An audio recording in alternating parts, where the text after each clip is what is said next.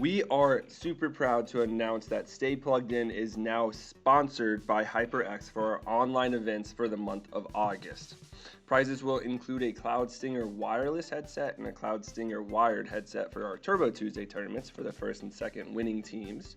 And then for our Valorant tournaments, which are every other week on Thursdays and Fridays, that will be the Alloy Origins Core Mechanical Gaming Keyboard, HX Red, and the Pulsefire FPS Pro Gaming Mouse, which the keyboard is for first place and the mouse is for second place.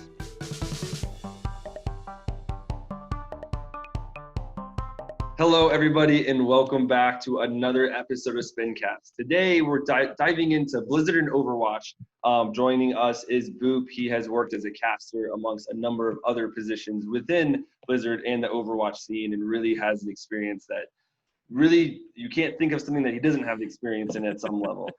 So without further ado, Boop, go ahead, introduce yourself. Go back a little bit for us into your past. Tell us where your passions in esports started, obviously particularly with Overwatch, and how that's kind of carried and developed you to where you are today in your current position.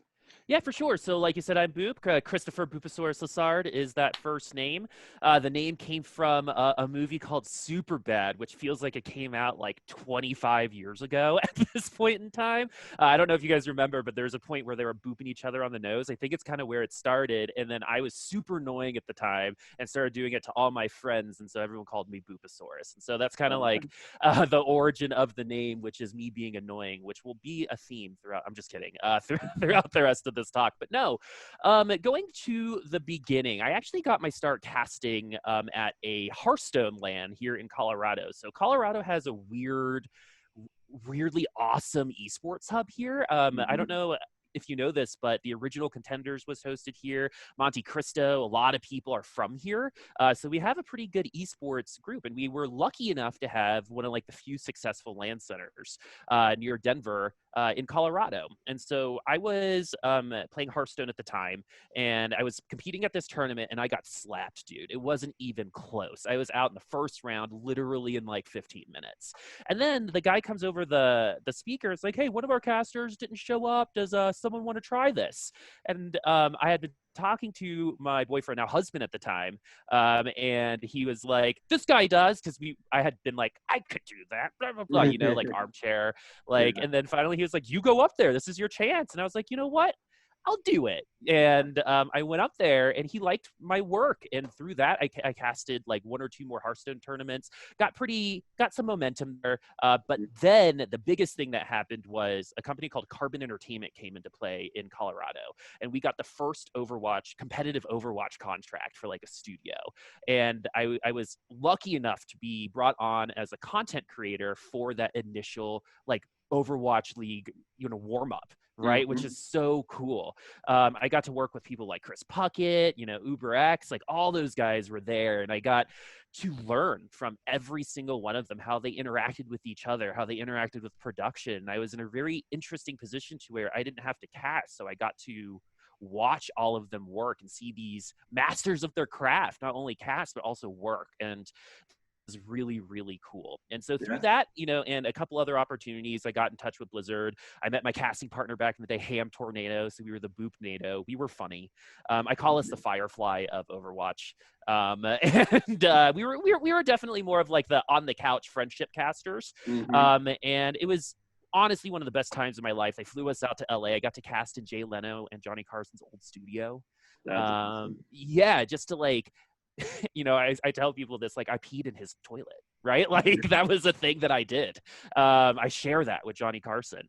But yeah, and so that's kind of like how I got involved professionally in Overwatch. Personally, it was more of I was at my first BlizzCon. Second BlizzCon, I was a huge Heroes of the Storm fan, just like in general.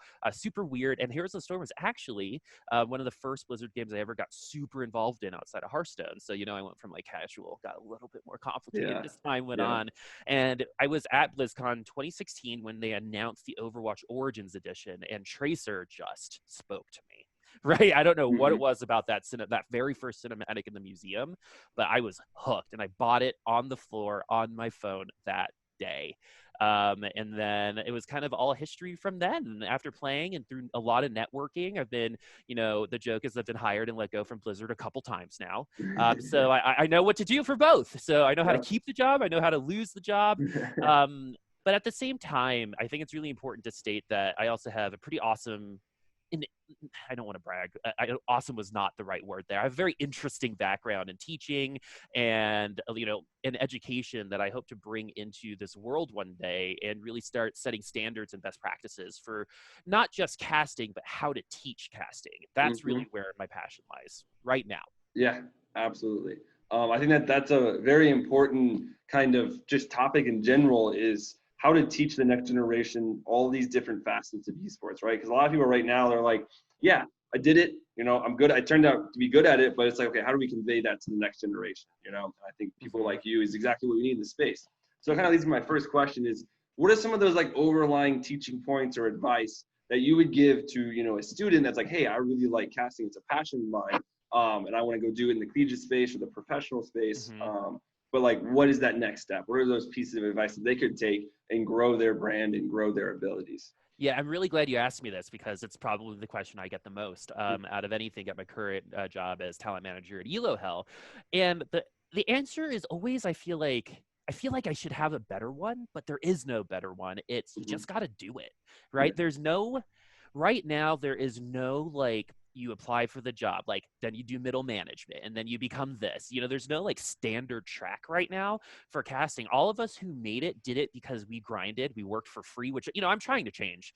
In general, you should be valued for your work. But the moral of the story is, if you're afraid to send an email or if you're afraid to ask, you're going to be afraid to cast and you're going to be afraid of being in front of people. So that's the first step, right? That's like your first test if you're going to be cut out for this industry, is just reaching out, right? The other part of that is, if you kind of just want to get it started and you're wanting to experiment a little bit, one of the easiest things you can do to give yourself some tape and give you a little bit of an appetizer to what casting can be is just take a VOD like of any esport that you like, put it on mute and just cast over it, right? And just see kind of like what you like. And then you can play a little game. You can go back, unmute it, and see if you said the same things as the casters on that tape, right? So there are definitely ways to help you get more confident, but if you never get there, you never ask, hey, Tespa, I'm a new caster, what is the process for applying, right? If you never make your reel, if you never advocate for yourself, you're never going to make it. And so that's kind of my initial advice. It's, you got to trust yourself. You got to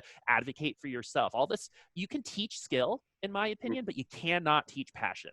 And I think that's, honestly, for me as a recruiter, one of the biggest things for me. Like, if I see you're passionate, I might pick you over someone who currently has a little bit more skill that I don't think has as much ceiling, Yeah, absolutely. That's something that I always tell the students that kind of come through our programs. It's passion, dedication, and ambition, right? Those are kind of like the three things that are closely related, but they're all a bit different. That if you have all those three things, like, you will find that long-term success as long as you apply, right? And I think a lot of people, especially really just anywhere, but I think it's more so in the esports space, just because of the general trends that we see within people, they kind of lack that. Or they're like, it'll never work out for me, so why should I try? Like, yeah, it's going to take time to build your brand, to build your skills. It might be 3 months, might be 3 years before you see that, like, okay, I land that gig in league, or, in whatever professional scene or whatever game you're interested in. And it does take a while. Kind of going off of that, my next question is, from that recruiting talent manager perspective, is there anything that you see in particular that really sets people apart? Anything to come to mind there that really helps people differentiate themselves when they go trying to find those gigs or jobs in that next step? So this is a me personal thing, right? So this is not like an industry thing. I have noticed that I value standard work practices in esports way more than I think other people do. Like, the act of, hey, I'll send you a calendar invite for our VOD review, like, is super impressive to me, right? Because a lot of the times, and this is something I hope esports realizes, is the people interested here, a lot of times, haven't had the greatest social lives in high school, right? Most of their social life is in their games, just like mine, right? Or like they're having a non-traditional college type of experience, especially right now in COVID, where we're so isolated, right? This person-to-person work ethic and work standards just don't get taught to some of these kids, right? It's just not on the top of their mind. So if someone is able to, one, take feedback, that's number one. There are people who say they can take feedback but can't, right? They like pretend, but like if you can take Mm-hmm. feedback and work with it, and understand how you work with it, that's also really important to me. So just general, like, send a nice email, give me an intro, right? Don't just be Mm-hmm. like, I want to be a caster, what do I do? Like, if Yeah. you're not like saying, hey, I'm Chris, like, this is what my interest is, that's a big deal. The other thing I really look for is I can tell if you're in this industry just to get famous, right? Yeah. Which happens a lot in esports. They think, oh, if I become a caster, I can make a lot of money, I can do this. But casters aren't there for you. You're there for the game and the community. You are the Mm-hmm. evangelizer of that game. You're the voice right now. So if you're evangelizing yourself over your community, I don't want you here. So Mm-hmm. that's kind of like the top three things. Like, knowing how to use Google Calendar and send emails and schedule things is actually a really big deal and something you should know how to do. And so I'm trying to, at least if they don't, work that into my teaching, right? Like, I'm having, if they want to make content for contenders, I'm making them write proposals, right? Because these are Mm-hmm. things that they're going to have to do in their lives at some point that they don't normally get taught in this industry. So I'm trying to take that kind of approach. So yeah, I hope that answers your question. That's definitely like the three things that I value in terms of a recruiter that really don't have anything to do with like skill or mechanics, if you noticed. Yeah, absolutely. I think those inherent traits are something that really does lack in the esports scene. And when you find it, like that kind of shows that level of devotion or dedication or passion, right? If you Those lead your soft life in that skills. organized way, exactly, confidence in yourself, leading your life in that organized way speaks Mm-hmm. volumes about your abilities, right? Taking that extra 10 minutes a day to update your calendar and send Exactly. simple emails. It really is really impressive when you take the time to do something that's really tedious, but at the same time sets yourself apart from the pack. Mm-hmm. Absolutely. Kind of shifting gears a little bit more to all the experience you have. I want to tap into that Yeah. in the esports space, and I've been hitting a little bit of like where the holes are, what we need to see more of, but especially from that casting perspective. What are those next steps for the esports industry to continue to grow? So we see these mainstream media channels, broadcasting like ESPN or ABC or NBC in prime time slots of these professional leagues, for Overwatch League, for the CS:GO Pro League, or Rainbow Six, or whatever. Mm-hmm. What are those next steps from that casting or production perspective that you're so involved in that you think need to happen for the industry to that next leap forward? Yeah. Number one, I think is a pretty easy answer for me, is authenticity. I think a lot of times esports, it looks like an EDM concert sometimes, Mm-hmm. right? And like, while I know a lot of us love Lindsey Sterling and all that stuff, like I saw her at BlizzCon a couple years ago, it was amazing, right? But Mm-hmm. like, sometimes I think things like Overwatch League or something can kind of just miss the boat on connecting with the actual audience that push them towards this point, right? Especially talking about the tier two scene. I don't know if you're familiar with the Overwatch tier two scene, but it's been a little bit of an issue lately. And, it's hard for me to say because almost everyone on that team is a good friend of mine, right? And I really, really like them. But if I were to give some feedback, it just doesn't feel like an authentic representation of what our community is and acts like, right? So if you're missing that authenticity, it just becomes sterile. And I don't think Mm-hmm. esports should ever be sterile. I mean, if we're looking at broadcast statistics from any of the traditional sports, they're all going down, right? Yep. And you have to wonder why. I was working on a gig with a college, and they gave me this crazy statistic that said season ticket holders' average age is 65 years old, Yeah. right? So why are we catering to people who didn't grow up with the internet and have no idea how to interact with this kind of content, right? Mm-hmm. So how do we create an authentic experience for them too? And I think that brings back to the second thing is I think we need to do a much better job at educating on exactly what we are. I think there are too many people who landed their gigs at 22 years old, never learned how to actually adult,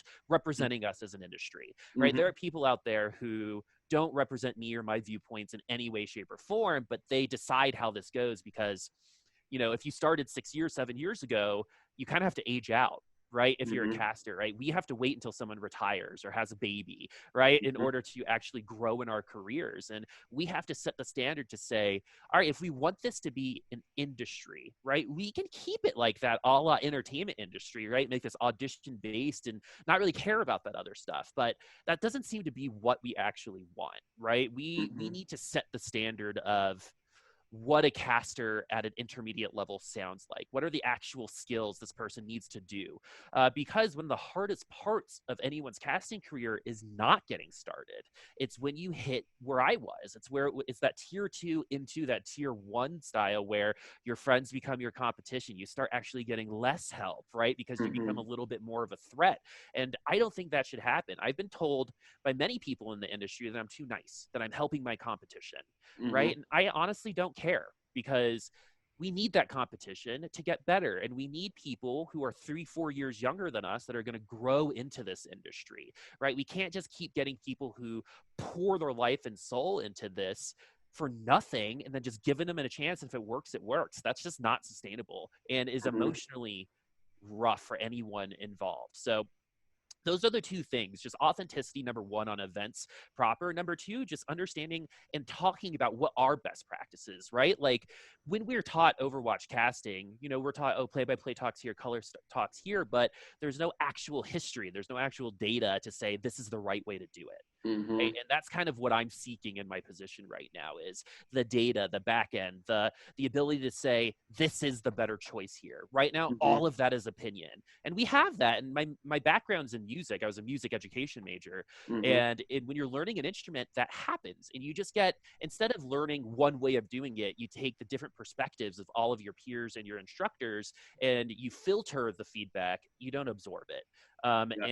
And putting empowerment and emphasis on the individual to create the casting persona, or really be as natural as they want, is, again, I want to empower them to decide what kind of caster they want to be, not imitate the caster they think they should be, which I think is a rampant problem right now in the casting community. Yeah, absolutely. I would even say that's a rampant problem in just all of esports, even from the players or the observer kind of role. People like look to the top of the top and say, oh, that's the best way. It's like, well, the industry's what, 5 years old, maybe, depending on the game. Maybe a couple more years later than that. But really, you need to develop yourself, right? And that's something that I teach kids continuously. Is that, sure, take advice from, you want to be a content creator, look at Ninja or Shroud or Dr. Disrespect. Obviously they're doing something right. They have massive brands, but don't be them reskinned, right? Exactly. Be you. It's kind of like that old saying of like, you are what you surround yourself with. Take the pieces, but then still be something, internal, something individual with that.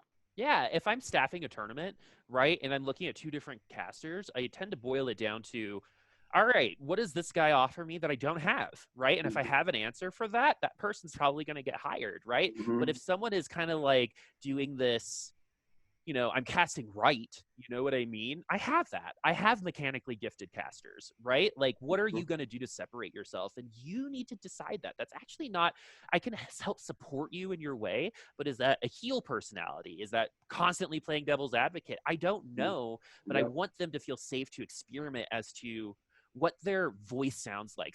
A term I use is find your voice as a caster, right? Your voice, because your voice is what I'm hiring, not your voice that sounds like Uber. Right. And yeah, so basically it's just a big agreement here, man. It's so important for me that they don't ever lose themselves, and they grow through that process through strength-based feedback and learning, because feedback in esports can be rough to hear. A lot of people aren't trained in giving that out, so they just do what they need to do, and that can be pretty detrimental, I think, to the cause. Yeah, I think as we see these communities continue to grow, and there's more than just the tip of the top scene, you're starting to see tier 2 scenes and tier 3 scenes develop a little bit more, but more structure there, and more just consistency allows for people to grow. And I think with that growth comes more competition. More competition yields better results, and also more diverse results, right? In that you get like the devil's advocate, you get that voice, you get the shoutcaster, rather than just the accepted way that it's always been with, only 3 or 4 casters at the top, kind of trading out those spots. But then they actually have, a little bit of a scare for their job, which is good, because more competition yields usually to better products. So I absolutely love to see it. Unfortunately, we are running out of time here. Great discussion that we've had together, Boop. Really love hitting on these points, especially when they relate to, educating the next generation. It's something, one of my passions, and obviously one of yours. I'll leave you with one last question, really broad, really open-ending. Looking down the road, about 3 years out, I always end with this question that I think is really interesting. It's, what is one thing that you would change or improve on anything in the esports industry, does not have to be anything that we've talked about by any means, but what's one thing to take it from where it is right now and a global phenomenon to, that massive competition that's bigger than soccer, bigger than the NFL, just goes miles beyond to become that mainstream of entertainment and competition for everyone. And that doesn't have, maybe it's not 3 years, maybe 5 years. But in Yeah. that future, what do you think is that one thing that could help define that success? So loaded question, but the I think where my mind automatically goes to is let's get the pretenders out of here, right? Is let's get the people who are here because I heard esports is a good investment, right? If you want to Mm-hmm. angel invest, totally, we'll take your money, right? But like the people who start companies and win these contracts that are nowhere prepared to ever speak to the gaming community, there's still a lot of those people. I mean, I forget the name of the Twitter, but there's this group that calls themselves like the esports organization, and no one in the esports world knows anyone in this organization, right? But they still hold masterclasses and meetings for people all over the world to talk about esports. And, that is unfortunately a common thing. Like esports to some people is like a snake oil salesman, right? They Yep. kind of take that approach to it when it comes to sales, right? It's more about the sale of getting into the space. It's about getting the money. It's all just superficial, right? And once esports can start building that baseline, right? So as a teacher, something that we talk about is called the hierarchy of information or the pyramid approach, right? You have to start with the base. If you start building from the tip, it's just going to fall over. Yep. Right. And I'm pretty sure esports started at the tip, Yo, right? We're for kind sure. of going backwards. So we need to just be okay with building up some basics and building up some fundamentals and, set practices. A union is a really good opportunity for something like that if that ever happens in the gaming industry, full stop. But I think that for me is really important because there are people like me and you out there who are hyper passionate that would do great in leadership roles, but because we started a little too late and this other person just happens to have a friend at a certain place, right? They might get some more opportunities over us. And that's just something that happens in esports and entertainment and technology in a lot of industries, but I think just happens a little too much here. So that's exactly, and that goes back to that very first point I made, which was authenticity. So that's what I would change. Yeah, absolutely. I think, I think that is one of the things that has to change in it changing from like the good old boys club, right? Where you have to know someone or they kind of don't let new orgs or new teams these like long-standing competitions because they have those, unsaid agreements to Yeah. we're And just just not like, gonna let you, yeah, just really quick. Like I was in the club. I know what it's Yeah. like in the club. And even when I was in the club, I was weirdly turf protection-y Mm-hmm. about it, right? Like even though I would help, I'd always keep them at hand's length. And looking back, I hated that. So Mm-hmm. that's like exactly, speaking to what you say, I know it exists. I was there. I was part of the problem, Yep. right? And I'm constantly trying to work against that now. Yeah, exactly. And I think once that starts to change and there's just way more opportunities, like you said, esports is one of the few industries that started at the very top, right? The best of the best of the best. It is now trickling its way down. There's no base, and there's so many younger students and children that's like, yeah, I love the game, but they have no idea what to do with it, right? When in reality, there's so much. And that's what we're trying Yeah. to educate them and their parents on is like, build that base up, build the fundamental skills that you develop from gaming, which are extremely unique and extremely valuable, and then apply them constructively. Um, for all those opportunities in that long term. So unfortunately, we are out of time. Great discussion with you, Boop. Real quick, tell us where we can find you. Plug yourself, plug Elo Hell if we want to keep up to date on your work and your endeavors. Yeah, so you can find me at twitter.com/Bupasaurus Rex. You can also find me at twitch.com/Bupasaurus1. I was the original Bupasaurus. Do not know the answer to my security question. I also work for Elo Hell, which is a kind of like a training ground for new people coming into esports. So if anyone's listening and is actually wondering how to get in here, just let me know. I'm sure my socials will be tagged. And so just email me. I am going to answer every single message that you send me. I'm currently going through over 200 applications, and I would love to go through more. So please send your info. If you play Valorant, Rainbow Six, anything, I am here to help, and I'm here to help you grow. And so that's kind of Elo Hell is going to be great. And Chinese Contenders is starting tomorrow. It's my first batch of casters that I have. It's my first little cohort. That's all mine, right? So like, I'm really excited to see what they're going to do in terms of performance and content. And that's going to be on the YouTube channel for Overwatch Contenders tomorrow. So thank you so much for having me. That was great. Awesome. Yeah. Thank you again for taking the time to sit down and have these discussions. I think these discussions are that base, right? Part of that base in building the future of esports. So I'm super excited to have the ability to do these and provide the platform for these as well. Hell To all yeah. our viewers and listeners out there, thank you for staying the entire time. Stay healthy and stay happy with the current pandemic. Make sure you're taking care of yourself and your loved ones. And ultimately, stay plugged in.